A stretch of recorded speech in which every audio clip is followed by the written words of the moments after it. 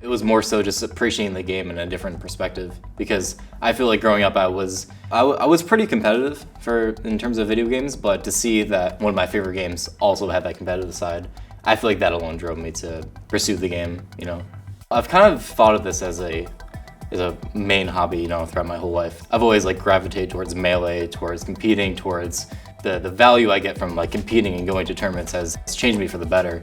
And so I thought about it more so from my perspective, where it's like, I'm young, I still have a whole life ahead of me, and worst case scenario, if I don't like this, I'm spending a whole year traveling around the world playing my favorite video game, you know, for fun. I feel like a lot of people would, you know, want to do what I'm doing, and it's an amazing experience that I'm really grateful for.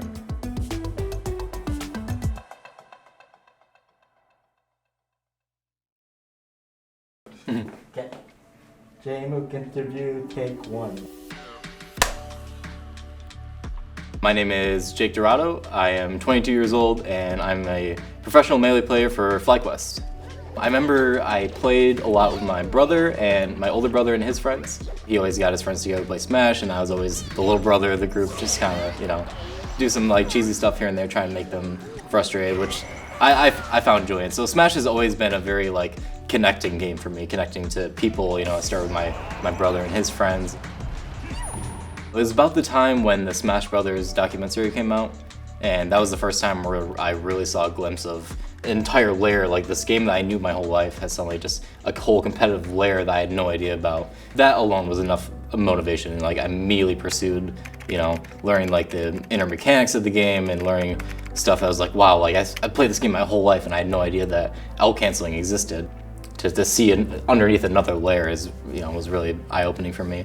But yeah, it was more so the community, and realizing that I could find that through my own scene. Once I watched the doc, I was like, I immediately just looked into like, okay, where's the closest Smash scene from me? I wanna get involved. I wanna learn the game. I wanna learn who the best players are. I'm just here to learn. And it kind of drove me to go to my first tournament, which was in fall of 2014.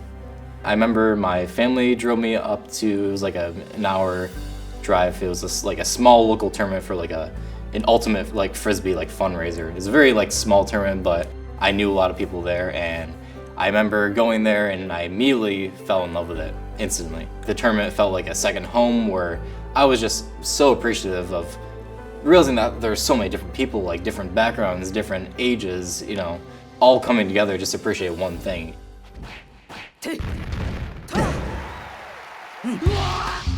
Sheik to me felt more in sync with what I wanted from the game, which is A, movement, and 2, being able to flexibly move around my opponent in a certain way that allows me to like get my hits while also staying free.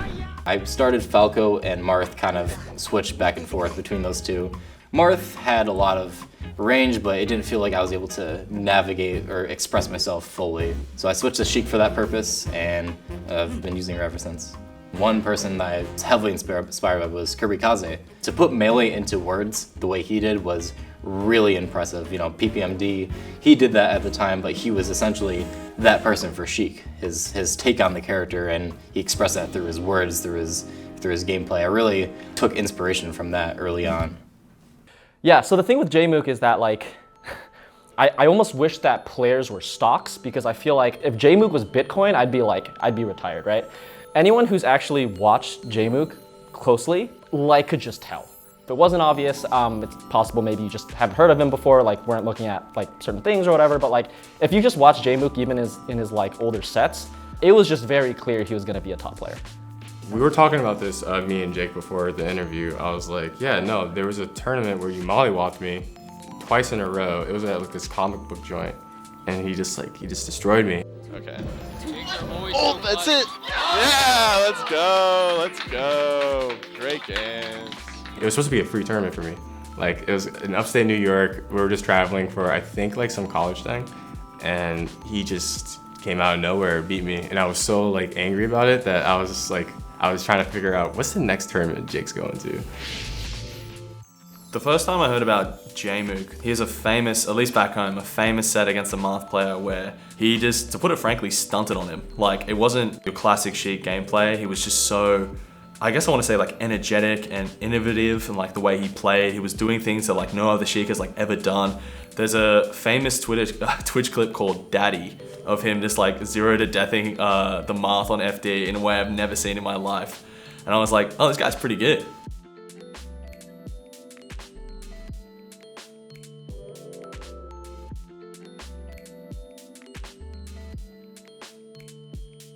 And that clip was just on Reddit and Twitter, and nobody had heard of this guy, like outside of New York. And he was hitting this huge, really cool Sheik combo that I'd never seen before on FD, and he beat the Moon in that set. So it was like a big upset for like an unknown player at the time. And he also wasn't from New York City, which was like an interesting part of it.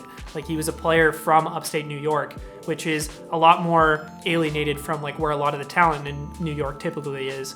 I remember I have a tweet from that time that said, Jmook is so fun to watch, holy shit.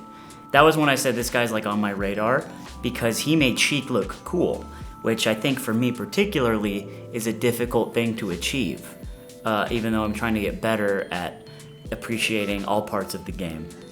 A little bit of a fun fact, when I started the King of the Cube series, I was actually hanging out with Atrioc, who actually gave me the idea. And Atrioc was saying that the player he wanted to see on the first iteration of King of the Cube, he still hasn't been on King of the Cube yet, which might change by the time this comes out, but it was Jmook. Atrioc was a big Jmook fan, and this was like, you know, middle of 2021. Because like he was really flashy, right? He had a really cool style. He didn't go to many tournaments because he was busy with school, busy with his job, but he was definitely the sort of player that I think if you were like an aficionado, you kind of knew who he was. And, you know, IBW used to talk him up a lot, right? I mean, I think it's kind of funny because like people think of him as more new school, but he actually beat IBW at IBW's first ever tournament. So he's actually like more old school than IBW, at least, right?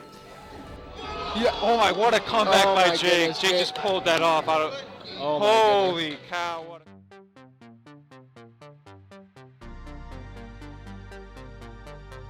He didn't do bad by any stretch of the imagination at Smash World Tour, and he definitely had some like pretty impressive, I would say, highlights.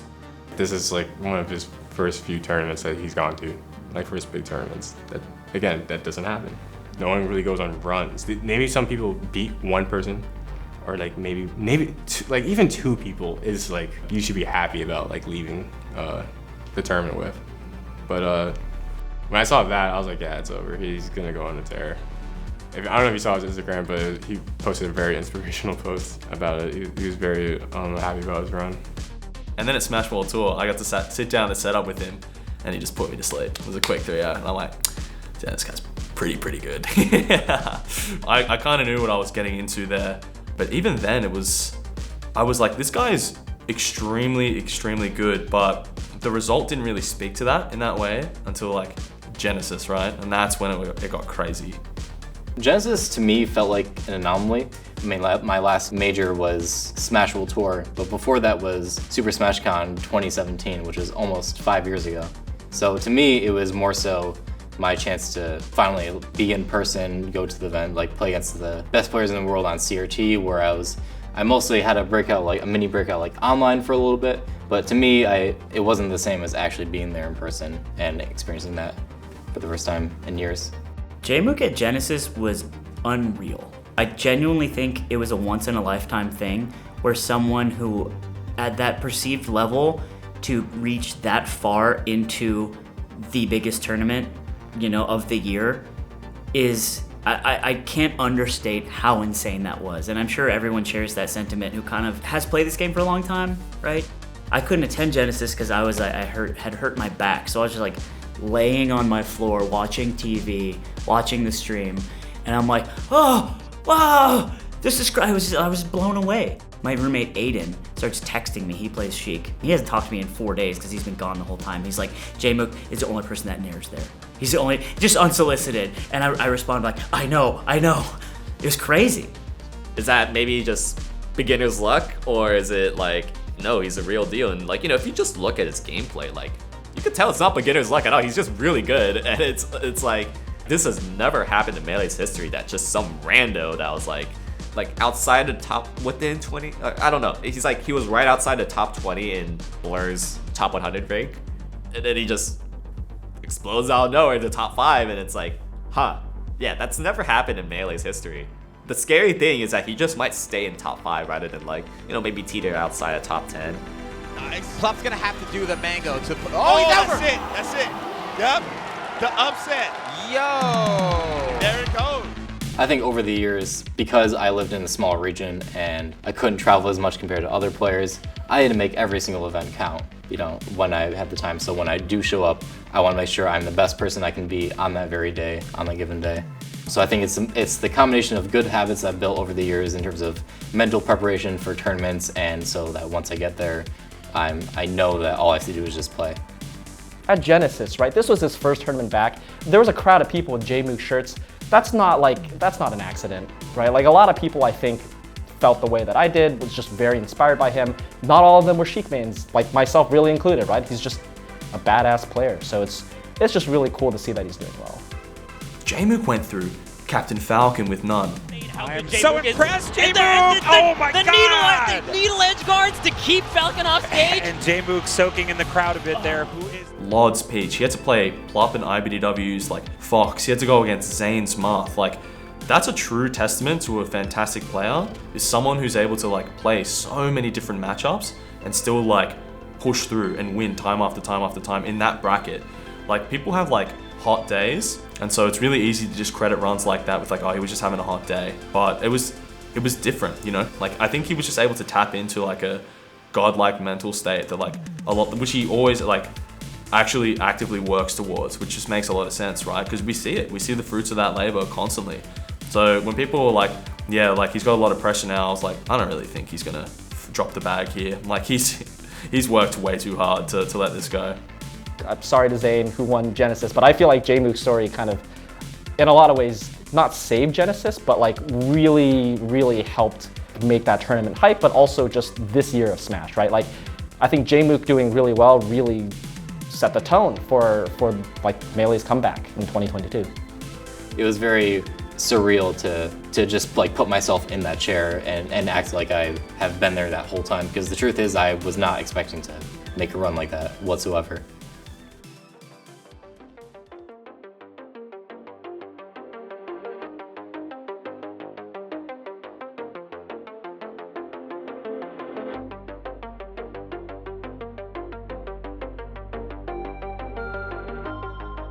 It felt, what is it, like Imposter Syndrome? I think that's what they call it, where it's like, all these people say you deserve to be here, but it's like, it's only been like one event. It's been like one like breakout performance, and who knows if I'm even gonna be that person the next day, or hell, like even a year from now. So for me, I kind of displaced myself from the person that people thought like should get into Summit, you know? My biggest battle in Smash has been to overcome my self-doubt and to not exactly indulge in these moments of like insecurity where I feel like others deserve it more than I do. When at the end of the day, I'm at my best when I'm just like playing the game and enjoying every moment of it.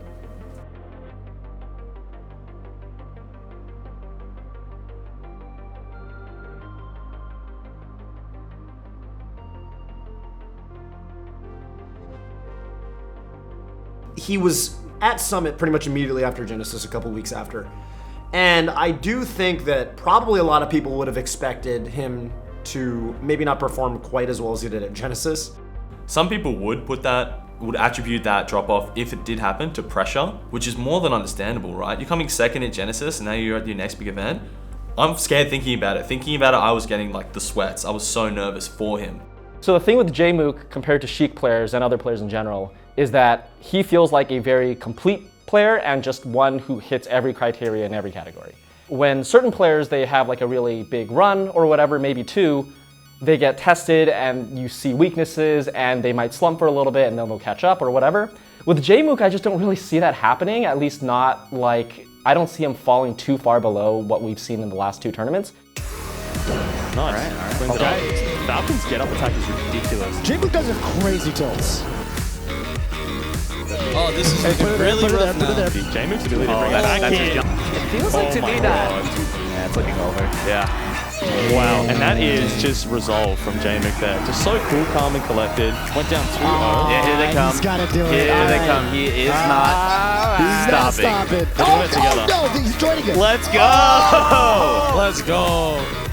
He has the micro stuff, right? He will go for these super specific situational ultra SDI, weird recovery things that will like lead into a 50-50 when normally like other Sheik players or whoever would just die and he will get a stock off of it.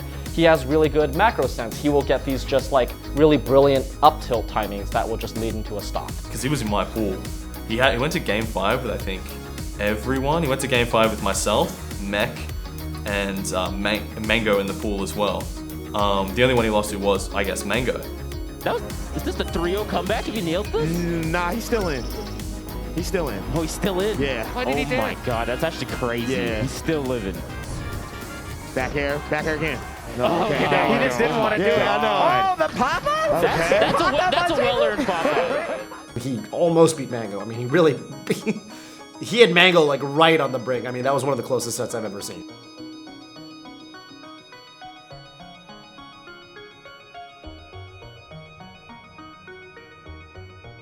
Being able to actually do the tech chase perfectly is pretty cool. Like, it's people who are not well versed in the game maybe don't think it's tech chasing is the most exciting thing, especially if it became like standard and everybody hit it all the time.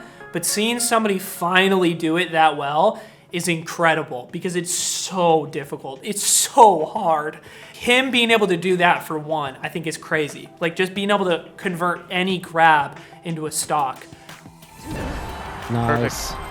Perfect. I think the other thing that makes him really interesting and cool is the way he uses reverse aerials. He's able to incorporate reverse fair and which is a pretty small hitbox into his combos in such a cool fucking way. And then also he adds in nair and up air in a lot of places that I don't see any other Sheik added into. Like he'll just extend combos in really, really interesting ways with like the tip of his feet, with moves where a lot of people would choose to try and like tilt or fair to try and extend or end the combo just because like that's enough damage, like this is the only thing I can secure. But he'll find a way to like squeak in one of those other aerials to just keep it going that isn't down air. I've noticed, like, not that he doesn't down air, but I think a lot of Sheiks have used down air to like continue their combos in like interesting and cool ways, but he's using nair and up air in interesting, cool ways. And I really, really like that. The other thing is definitely his edge guarding. His edge guarding with needles and the way he like reads people off the edge is so incredible. Like watching the way he converts stocks off stage is so unique to him, and the way he squeaks in needles or finds a way to convert stocks in ways that a lot of other Sheiks would allow like a Fox or Falco to tech on the stage. Yes, oh my goodness. Down there. Oh. Dynasty! That's game! He finds ways to like kind of maneuver his way in like these small spots to make sure he hits them cleanly so there's no opportunity to tech and the edge guard's just over. And I really, really like that about him. Yeah, I low-key favor Leffen. I would definitely favor Leffen in this scenario. This is what you wanted, Phil. Yeah, this is it. I need some sloppy. Oh! Oh. Oh, he did it! No, down tech. no, you didn't. No, you didn't. No, He's you really didn't. gonna KO off no, him. you That's didn't. it! Jmook beats Leffen! Dude, what a clutch ASDI Wow. down tech off the up smash. Holy That shit. was wild.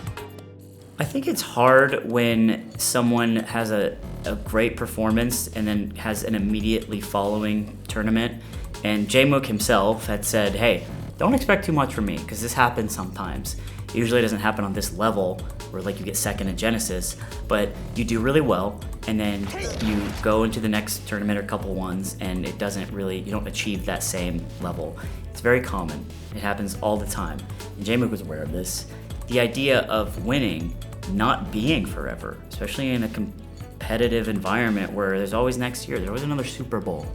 It is going to be super interesting to see how this flash in the pan, this amazing anomaly of a person continues, you know, will it last, basically. Did you have any doubts in it when he was playing against Zainigan? No.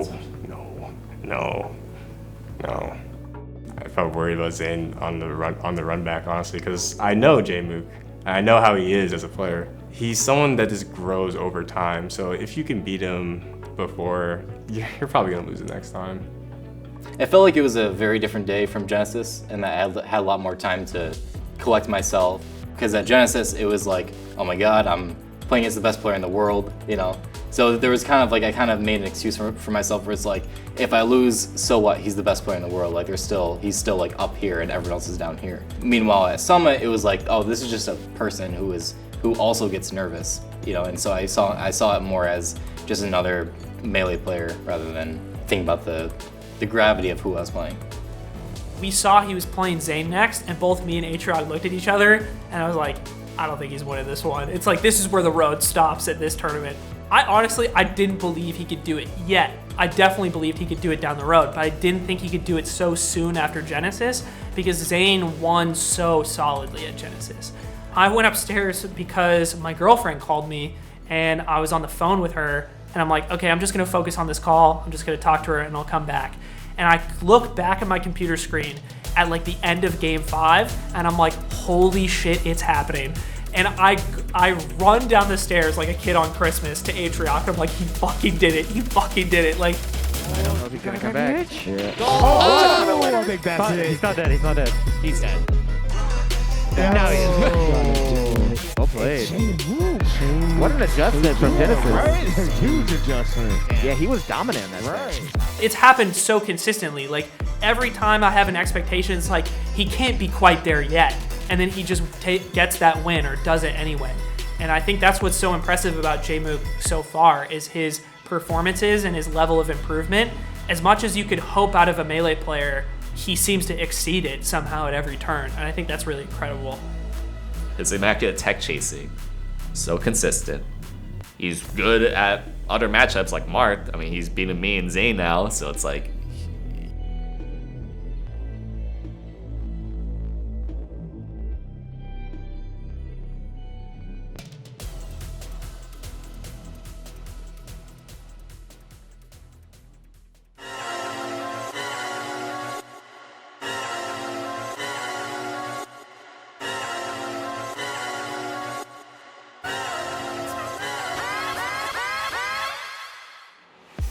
I knew that like he was a very likely candidate like a month in advance, where like my general manager was like, yeah, we're thinking of picking up a second melee player, and like, who would you recommend out of all of them? And it's like, you need to pick up Jmook right now. It's like, if you don't pick him up, like he's probably gonna improve more. You gotta scoop him right now. They reached out to me after Summit. They contacted me and here I am. It's a very surreal experience to be wearing a jersey and representing an organization, you know, just because they want to see me play the game, you know. Yeah, I'm excited to see him pop off, and because like everybody has a question. It's like, dude, Jmook, second at Genesis, fourth at Summit, and it's like, damn. It felt more like a vision, like the near future. I would not have thought that it would be in 2022. I'd be sponsored by an organization for just playing melee. A 14-year-old Jmook would not be, you know, picturing this right now.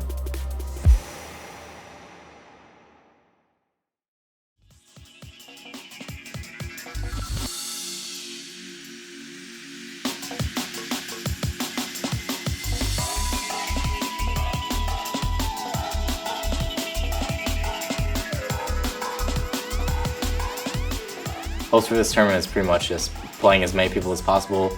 Despite my two performances, there are still top players that I haven't gotten the chance to play with at all. You know, so I'm hoping to squeeze out as much potential out of this tournament as much as I can. You know, perform and, you know, represent Team FlyQuest, play my best, and, you know, let's see what happens. So there is some question marks though. Like there's some of his spreads that are good, and now it's time to see if Jmook's also good at like the rest of his spread, because like every top player has holes. No matter how good they are, they have holes. The question we have for Jmook is how good is he versus Jigglypuff, more specifically H-God. When I'm thinking about players that might give Jmook some trouble, Hungrybox definitely comes to mind, and I just think that a couple things are going on there. H-Box has always been incredibly good versus Sheep. It's just a pretty good matchup for Puff. It's a matchup where when you have to be onto the stage as Sheep, you're probably going to eat a rest unless you're like very doing a very particular like mix-up or something very tricky. On the flip side, of course, like Sheep can't really edge guard Puff that same way, obviously. Puff just does too many jumps. I know that they've had close sets online, but I do know that Hungrybox is up. I do think, however, that Jmook can figure it out. What Sheik needs to do in that matchup is be very mobile, use the platforms to kind of circumvent the fact that Sheik doesn't have the best aerial mobility unless she's wave landing. And fortunately, I do think that Jmook is the kind of player who has that tech skill. I think he's going to be able to figure it out, but I do kind of expect, I eat my words on this, but I do kind of expect that Jmook is going to have some trouble with HBox at first. We're in game 1, Jmook versus HBox. Yeah, there's that crouch I'm talking about. It's not just for the crouching under the grab. There's just so many different micro interactions where you need to be aware of it. Covered as well with the roll up and then dash attacks. This, I believe, will do it. Rest covers it. We're going to game 2. Kind of fearing, I think, the immediate crouch off of a whip from HBox. Wow, really good conversion right there. Jmook with the lead early on. This entire set. Dash attack, a move that we see so often in other matchups, but not in this one. And it takes a lot of control to not just whip it out every time. Strong hit opener, and Jmook is nickel and diming him across the stage. Oh my god. He just DI's that one out. Jmook with the set lead right now. Breaking them apart. Okay, we're going to game 5. Ladies and gentlemen, HBox, the solid lead on that one.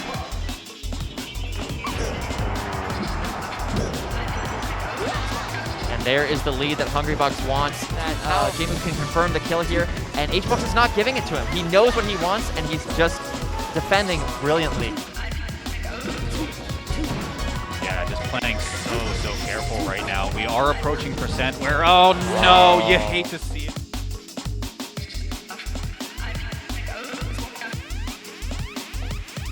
Chain grab.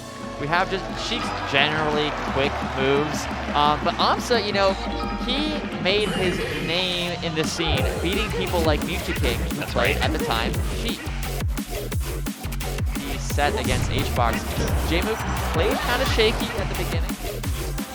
Egg toss is going to force the recovery to get a little bit weird. Strong hit in the right direction for the Nair, and that's probably going to do it. Yeah. Amsa very happy with that win, obviously. Jeez, the scraps between these two. Yeah, they are absolutely duking it out. That is... That one will. Yeah, that will. All right, advantage Jmook has to hold on to it. I really like the way he played that situation, though. Really slow on the get-up. Beautiful Amsa attack. Oh, but Amsa gets the ledge anyway so quickly, and he's going to take the stock and the second game. What an uphill, you know, challenge for Jmook. All right, game 3 counter pick going over Pokemon Stadium. See if the change of scenery, removal of that top platform might be enough to help Jmook out. Oh, that got weird. Okay. Got really weird. Opportunity for Jmook. How far can he take it? The shield drop up here, not quite enough to do it. Next one will probably kill, though. That's it. Amsa clutching it out against Jmook, one of the quickest rising players in the game.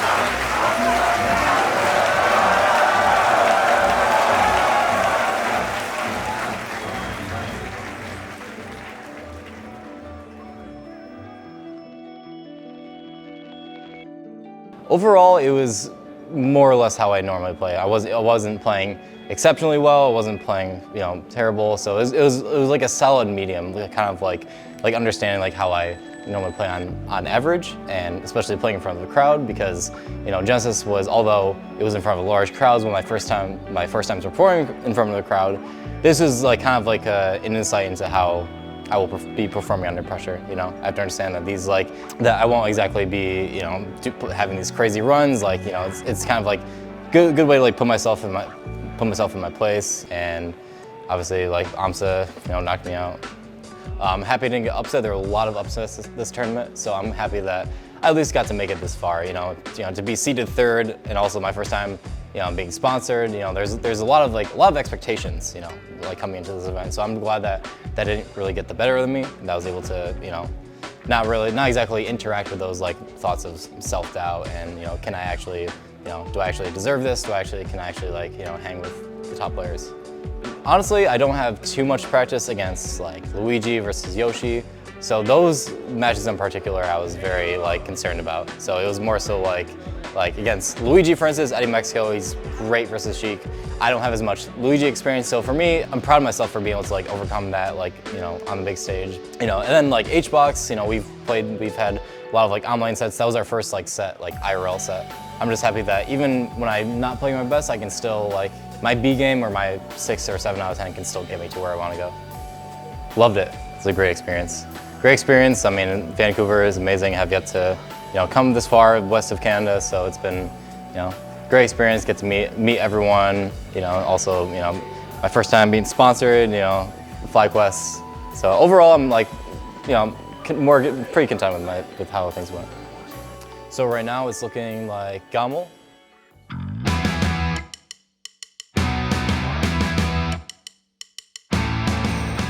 And you can already see like the stage lending itself a little bit better to how Jmook wants to approach this. Because Joshman can't do as many lasers as staying back as he was doing in the previous one.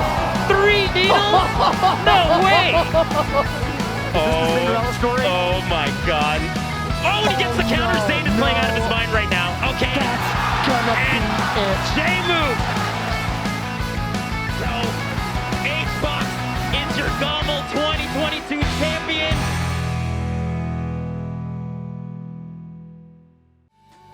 Gamel in Toronto, and then afterwards it's kind of up in the air. Overall this summer I'm just looking to travel to as much as I can. I have the sponsorship, I have nothing else to do. I quit my job, I'm out of school, so there's no reason for me not to just travel the world and go to as much as I can. I just want to thank all of my fans, all of you at home, my friends, my family, everyone who knows that I can do this, and I just want to say I'm very thankful for you guys. For me to be here, to be traveling around the world, to play my favorite video game for a living is it's the dream, I'm very excited that I have this opportunity, and I just want to thank all of you for cheering me on despite my doubts. Yeah, I guess I just want to give a shout out to all my friends and family over the years. You know who you are, my friends and family. I've saw, everything, even when I was like 14 or 15, realizing that this is something that I've, really wanted to do, to really, push myself and, be in this chair right now. To my friends, to my mom, my brother, my dad, all my close friends, my closest friends who I've met through Smash, at my first tournament, I want to give a shout out to them, and I love you all.